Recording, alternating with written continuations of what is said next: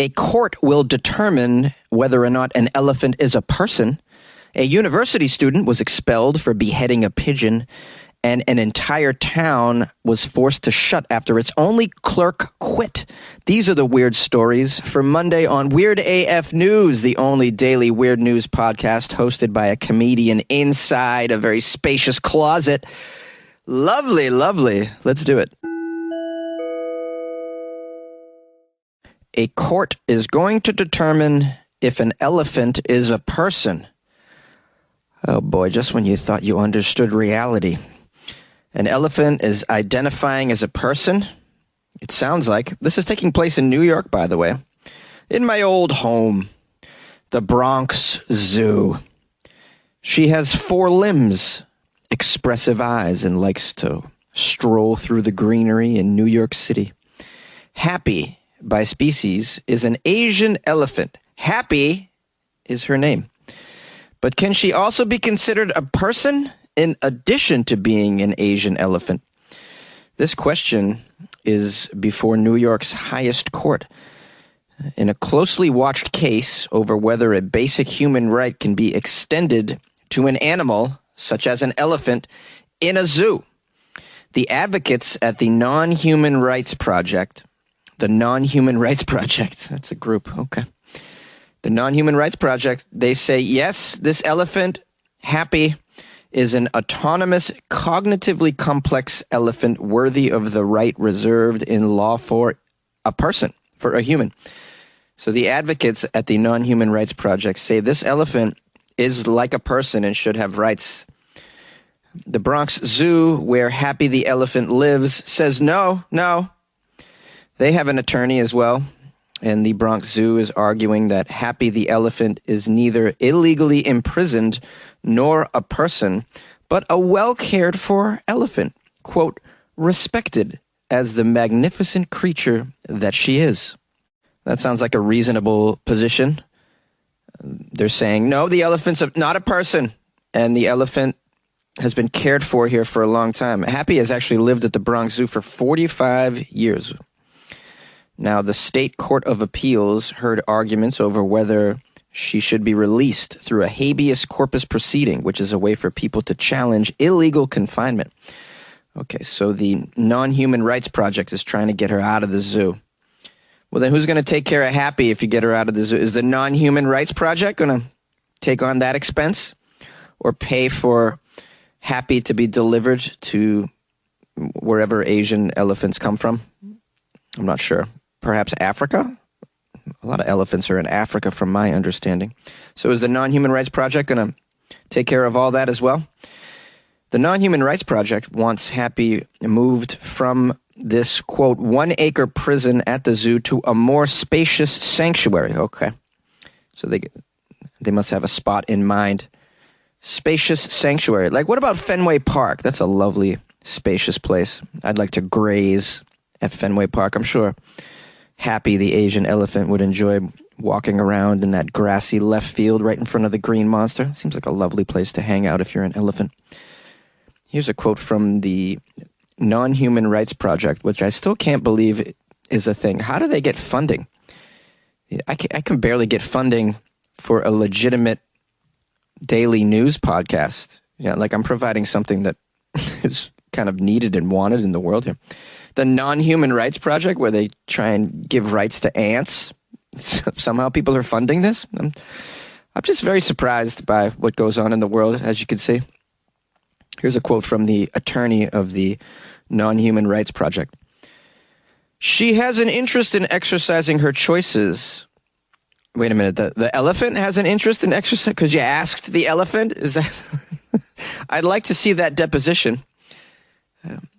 So the attorney says, Happy has an interest in exercising her choices and deciding who she wants to be with and where to go and what to do and what to eat. I don't know, man. It says here, and this zoo is prohibiting her from making any of those choices herself.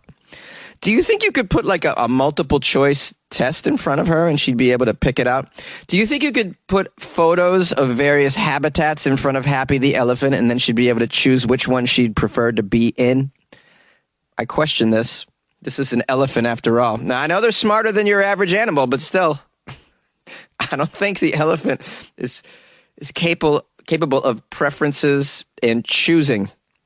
That's just me. Now, the non-human rights group says they have evidence that Happy's extremely self-aware. In 2005, she became the first elephant to pass what's called a self-awareness indicator test, repeatedly touching a white X on her forehead as she looked into a large mirror. I don't know if that's the kind of level of self-awareness that should be required for you to now have the same rights as humans. I mean, that's some sort of awareness, but that's not high-level awareness, in my opinion. Okay, it says here, the zoo and its supporters warn that a win for advocates at the Non-Human Rights Project could open the door to more legal actions on behalf of all animals, including pets and other species in zoos. It could be the end of zoos as well, which I'm kind of split with zoos. I've said this on the podcast before, like I look forward to a day when we can kind of do without zoos. Like we can interact and see all these animals up close through a virtual reality at some point. But some of the sanctuaries in the zoos are actually protecting them. And in those instances, those zoos are pretty helpful. Here's a quote from an attorney for the zoo. If there's going to entirely be a rewrite and a granting to animals of rights that they never had before, shouldn't that be done by the legislature? That's some legalese that I'm not familiar with. The attorney for the zoo says that Happy is happy. Happy can swim and forage and engage in other behavior natural for elephants at the zoo. Happy lives in an enclosure adjacent to the zoo's other elephant named Patty. Here's a quote from the zoo. The blatant exploitation of Happy, the elephant, by this NRP to advance their coordinated agenda shows no concern for the individual animal and, in fact, reveals the fact they are willing to sacrifice Happy's health and psychological well-being just to set a precedent. Yeah, I agree with that completely. That's what I think is going on here. It's like PETA. They do stuff. They try and pull crap that's not exactly helpful for animals just to get them some exposure. And if you're going to go the whole awareness route, then I guess they could take away all our dogs too, because dogs have some awareness clearly as well. So can you not keep a dog at that point because they have human rights? This seems silly to me. But that's just what I think. What do you think, my listeners? Call the show 646-450-2012. A university expelled a student for beheading a pigeon. I don't support beheading pigeons. I think pigeons have rights, and they shouldn't be beheaded. This occurred in Iraq, though. Maybe beheading pigeons in Iraq is common. An animal-abusing student in Iraq was expelled from his university for beheading a pigeon right on the campus. A disturbing video of this surfaced. The video is of the student at Al-Mustaqbal University College, which is in the province of Babylon. The video shows the student luring a pigeon with some food and then beheading it and throwing its body into the campus garden. This was shared on social media, of course. The display of animal cruelty sparked some outrage and demands that the university punish the boy. He was later identified as Ali Jawad Kazem Amran, a second-year accounting student. Well, college is very stressful. These kids need an outlet to decompress. So some of the campuses are giving them crying booths where they can cry. And then occasionally you're going to get a student that just beheads a pigeon because that's another way to de-stress. These are jokes, guys, in case you're confused right now. No, you shouldn't be beheading pigeons, bro. And by the way, while we're at it, the way they treat women is pretty bad. Okay, so it says here, the university on Wednesday released a statement saying that he would be considered to have failed the year and will be dismissed for the rest of the academic period of 2021-2022. The statement said he will be suspended based on the protocol for the discipline of students and because of the violence and violation of animal rights and his act contrary to public morals. Yes, and I don't think pigeons have human rights. I think they just have animal rights. But maybe this organization from the last story ought to try and fight for some human rights for these pigeons over in Iraq. It says here, a technical advisor at the former Iraqi Ministry of Higher Education, Ahmed al-Wandawi, Can I just take a moment and just kind of pat myself on the back for pronouncing these difficult names so easily in this story? I'm having a good day, guys. So Ahmed Al-Wandawi endorsed the university's decision, saying that Omran should be sent to a therapist and obtain a behavior certificate before returning to school next year. He added that the classmate who filmed the video should also be investigated and urged that scenes of violence in Iraq should not extend to the university life. Now, like most street animals that are usually found in urban areas, pigeons are common targets for animal cruelty all across the world. Yeah, guys, I've heard people refer to pigeons as flying rats, and that hurts their feelings as well. So just be aware that pigeons are being beheaded in this world, and they're being degraded verbally in many different languages, which I'm sure they have awareness, guys. You think if you insult a pigeon, the pigeon's not aware that it's being insulted? I think it is. So watch yourself here. In fact, you may come across a pigeon that identifies as a human, and you better respect that pigeon. And don't confuse that pigeon for a non-human, because they're identifying as a human. Okay, you got to give them that. You like podcasts? You're listening to my podcast. Maybe you thought to yourself, I'd like to make a podcast. Too difficult. No, not with Anchor. Anchor has free creation tools that allow you to record and edit your podcast from your phone or your computer. Anchor distributes your podcast to Apple, Spotify, Stitcher, and more. They have advertising integration, so you can even make a little money off your podcast. Everything you need to make a podcast in one place. Download the free Anchor app or go to anchor.fm to get started. And good luck with your podcast. Good luck with your creation. Good luck with your life, man. An entire town in Maine shuts down after its only clerk quit the job. That's right. A single clerk in a small town in Maine resigned after they denied her vacation request. Kristen Bouchard was the town clerk in Passadumkeag, Maine since 2020. Kristen requested a 2-week vacation. That sounds reasonable. She requested it about 2 months ago. Her plea was denied by the Board of Selectmen in the town. They claimed no one was available to step in for her or cover for her, so she couldn't take that vacation. Well, you know what? She said, screw you, I'm leaving. So she left. The town has had no one to register vehicles. They have nobody to keep crucial records. They have nobody to communicate with the State Department of Inland Fisheries and Wildlife. Nobody! Man, they're really suffering over there in Passadumkeag, Maine. Well, you should have gave Kristen her vacation, A, and you should have somebody to fill in, B. I mean, you got some people working, obviously, for the city. You have a board of selectmen. Maybe one of them could sit in. How difficult is it to keep a crucial record? How difficult is it to communicate with the fisheries and the wildlife? After all, the wildlife has awareness. You can register vehicles. Somebody has to do it. How do you not have a backup plan for Kristen? Now, it says here the position of town clerk isn't the only important opening in Passadumkeag. Oh, some other people have quit too. Like what? Let's find out. The town of 356 people. Also, they lack a code enforcement officer. Oh, no, no one to enforce the codes. They don't have an assessor. Oh, you need one of those. They also don't have an animal control officer. Oh, that's a big deal. It's a lot of wild animals up there in Maine. Have you been? They have that thing called a moose. A lot of pigeons, too, so you need an animal control officer. Okay, they also don't have a school administration official? That seems very important. They probably don't have that many schools, but you need a school admin official. Now, there's a statement by the town hall saying that the office is shut down to in-person visitors until further notice. The treasurer will try to be in a couple of days a week to accept payments on things such as taxes. They're going to try to be there. Can't guarantee.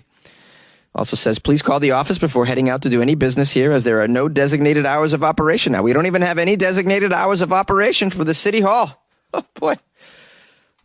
What a fiasco. We got a treasurer in the town named Barbara Boya. Barbara has apparently been coming into the office to collect tax payments. Still, she's reportedly unable to register vehicles. She's like, I'm the tax collector. What am I supposed to register vehicles? I don't know how to do that shit. What am I supposed to do? Huh?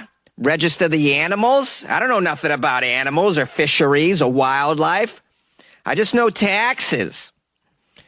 She says, Barbara wants you to know she also can't do building inspections. Don't ask me to inspect any buildings. All I do is collect tax payments. All my life, taxes. I tell you who to write the check out to. That's what I don't inspect buildings.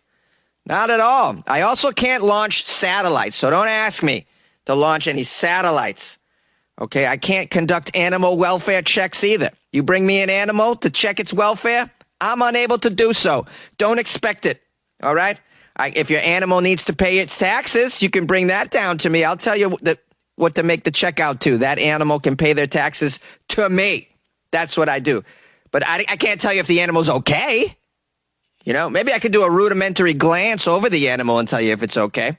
If it's beheaded, I know it's not okay. That happens sometimes. People are beheading pigeons all over this world, apparently. Also, Barbara wants you to know she can't undertake many of the other tasks that the previous clerk was responsible for. For instance, I can't run a raffle. I don't know the first thing about running a raffle. You know? I know nothing about fundraisers. I can tell you how to pay your taxes. I can't raise funds. Yeah. And I don't know how to run an auction, even a silent auction. I have no idea how to do these things. Just letting you know. Also, in case there's an invasion, I don't know the first thing about military operations to protect the town. I know nothing about it. All right? I know how you can pay your taxes. That's what I do. And as far as codes go, I know something about tax codes only. I don't know about other codes. There's a lot of codes out there. All right? I've seen them. I've been around the town for a while. There's many codes. I know nothing about those other codes. Just taxes. Now, the town wants us all to know their officials are finding it very difficult to fill these open posts due to financial uncertainties. It's very unfortunate. It is also due to the town's very small population and the municipal roles being only part-time.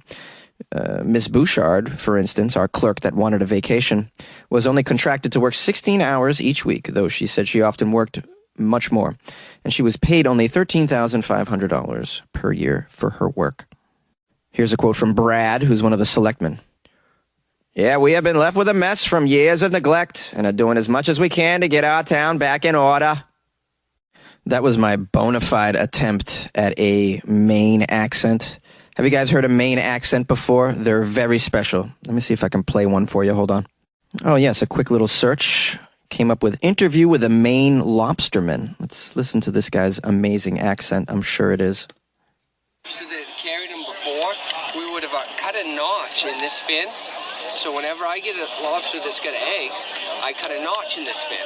And you can never keep this lobster, and that notch will last through a couple molts. So this lobster will be nearly halfway to being an over. Wow, and we're learning about lobsters. This Maine accent is very unique if you've never heard one. It's kind of a mixture of a Boston accent and something completely alien. I have no idea. Well, the story ends once more with a quote from Barbara, who wants everybody to know, I don't do licenses. I know nothing about licenses. So don't come to me for no fishing license or hunting license or driver's license. I don't do that. I do taxes.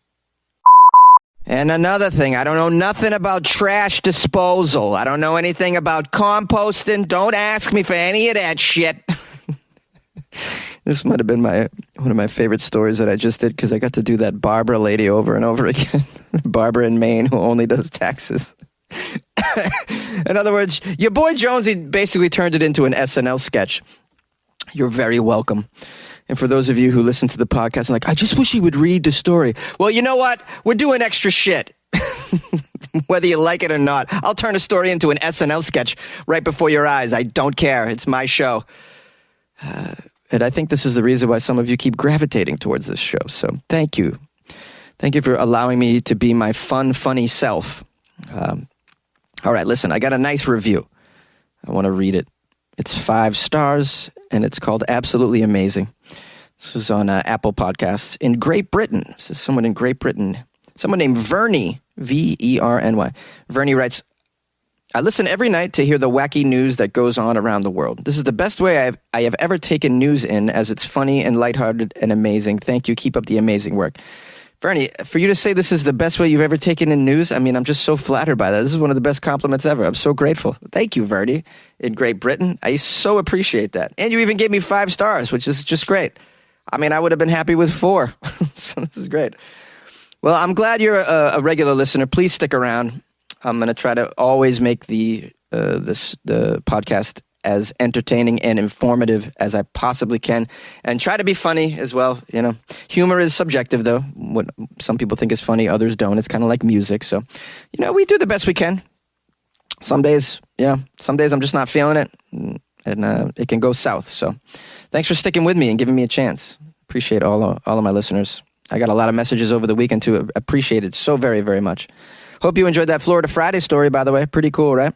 That was a good one. I got a lot of feedback about the lettuce, the woman attacking a man with lettuce story. Everybody enjoyed that, and I thought it was very funny as well. I enjoyed doing that one, so thank you for that. Thanks for the love, guys. I appreciate it. If you could do me a favor and share the podcast, that'd be super helpful if you could. I don't know how you share things. I guess word of mouth is great. Maybe on social media or something. I'd really appreciate it if you could share it. One of the ways for the podcast to grow, I've been told by watching a lot of videos on how to grow your podcast. Like I'm trying to make it grow. They're like, ask your loyal listeners to help you grow it. Oh, okay, cool. So here I am asking my loyal listeners, help me grow the podcast by sharing it. It doesn't cost anything but a little bit of your time. So I would appreciate that. Is that it? Yeah, I think that's about it. That'll be that's the outro. Thanks for coming on this journey with me. Do you want to email me an article or something if you think that something you've read is Weird AF News worthy? Just send it on over to funnyjones@gmail.com. I appreciate that.